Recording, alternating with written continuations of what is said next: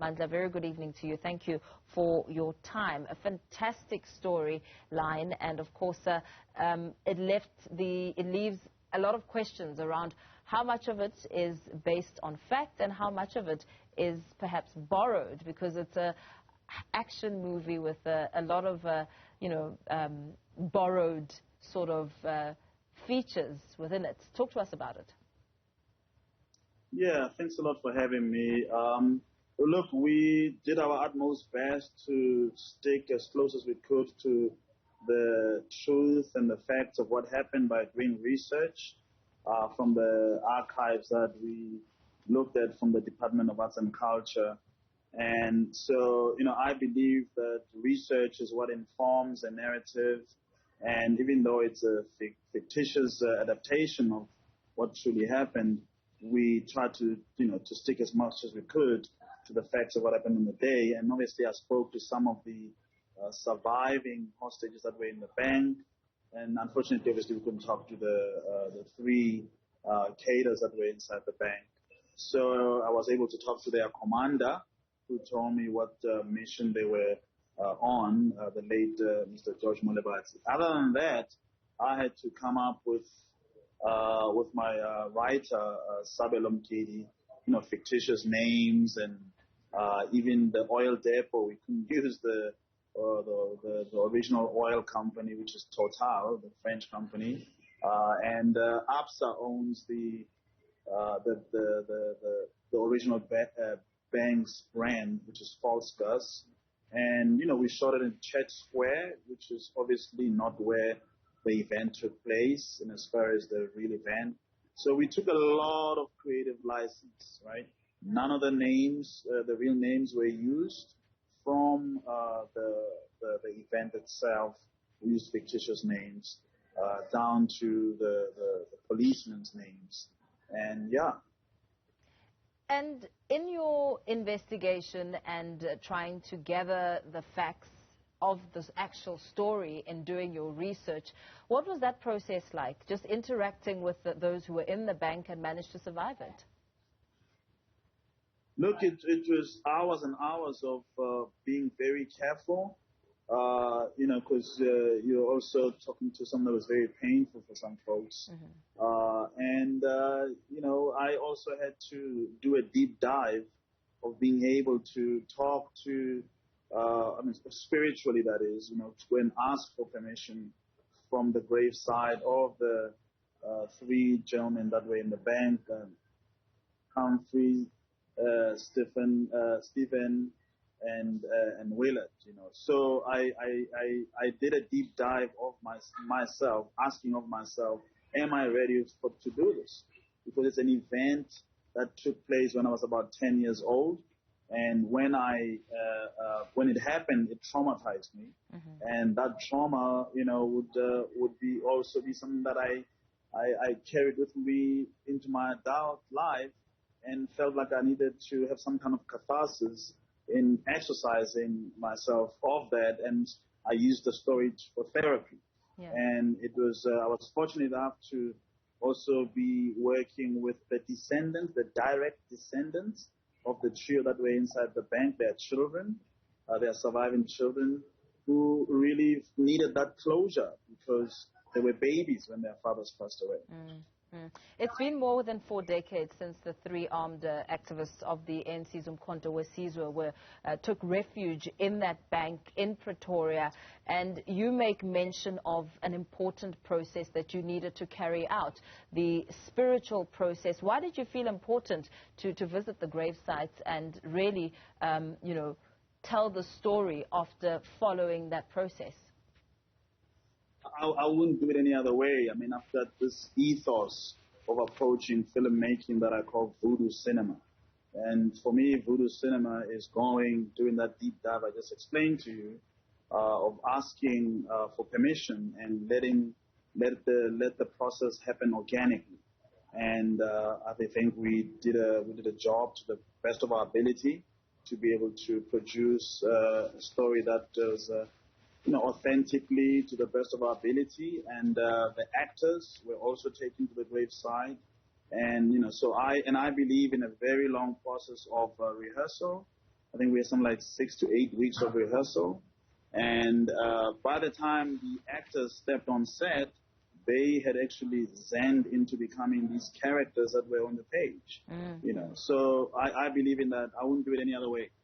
Whatever project I work on, I have to rehearse. I have to respect the process. I have to respect the actors to be the embodiment of those characters. I mean, I even have a whole process which which is rooted in our culture of giving actors totems, you know, animal totems. And some of them were pythons, some of them were eagles, African eagles, some of them were cheetahs, one was a lion, one was, you know, so I delve in that world, and you've got to be very, what's the word? You've got to be very grounded and tuned into that energy and focused, because you're asking folks to do something that they are not normally that they don't normally do. And as far as local or South African cinema is concerned, actors are not given enough time to rehearse and to prep for these characters that they have to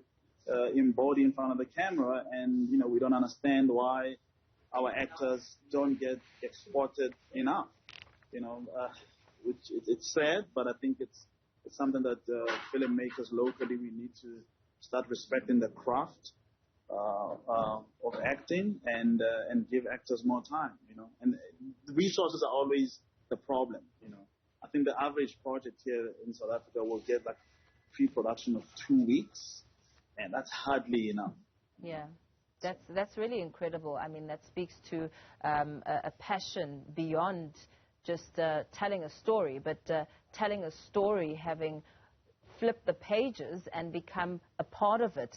Now, let's talk about what actually happens in that bank with the hostage situation happening, and a lot of action and you know, the demands that were laid out. There was a cash demand, and there was also a demand that speaks to a very important time in South Africa's history pages. Yeah, look, I think if you look at the values of folks from yesteryear, you know, three brave, courageous young men went into the bank to demand, to make demands against an entire state that was violent, that was armed, and that was ready to punish and kill at any moment, you know, coming out of the whole June 16 uprising and coming out of Stephen Biko having been executed, having coming out as well out of Solomon Masangu being also executed, you know, or should I say Stephen Biko being killed, you know. So you look at those three guys that were inside the bank and how old they were. The demands that they made were, I don't know if young people today, you know, could be able to tap into that energy to be able to enthuse themselves in looking to build a better South Africa than we are in now. I mean, we've got something like 70% unemployed youth, but look at what those guys did at that time in the midst of apartheid. So the demands that they made were not unreasonable, right? You think they're unreasonable. Obviously, they were unreasonable to the state of apartheid at the time. You know, they were called terrorists, but, you know, a terrorist is my freedom fighter, right? So I don't think there were unnecessary demands. The timing of releasing this film on Freedom Day, why was that so significant in perhaps conveying the message that you were hoping to convey and the reaction that you wanted to also get? The underlying theme is that freedom is the fight, and what is the price of freedom? Everything, right? So you pick that up. It's a thread throughout each scene. You know, it resonates throughout the screenplay. So we wanted to be able to and if a screenplay doesn't really answer those underlying premise or themes, then it's not doing its job, right? Yeah. So we worked very hard with the actors, the production designer, the cinematographer, the first AD, the producer, Walter Ayers, and you know, the actors, Thabo Rametsi, Noxolo Dlamini, Stefan and Arnold and so forth, to realize that theme. And that's what we focused on. And then the people that decide when the film will be released are the funders, the distributors, in this case being Netflix. And they said, we're going to release it on Freedom Day. And we're like, okay, that sounds like a good date. We went, you're not thinking, when is the movie going to be released when you're shooting it? You're thinking, how do I make the best film? How do I tell the best story with the resources that I have and under the circumstances that are given to me, the time that I'm given, and focus on that. You're not thinking it's going to go all over the world. It's going to be, you're not thinking that. You're thinking, how do I make the best film? And then when you're done, you got to edit that film. So we trust Netflix as they have trusted us to tell the best story. And and then they chose Freedom Day, and I think it's very apt. Absolutely. Thank you so much for talking to us there. Really, well, congratulations, phenomenal work. Filmmaker and director Mandla Dube speaking to the Silverton Siege, a thriller, action thriller film that is showcasing.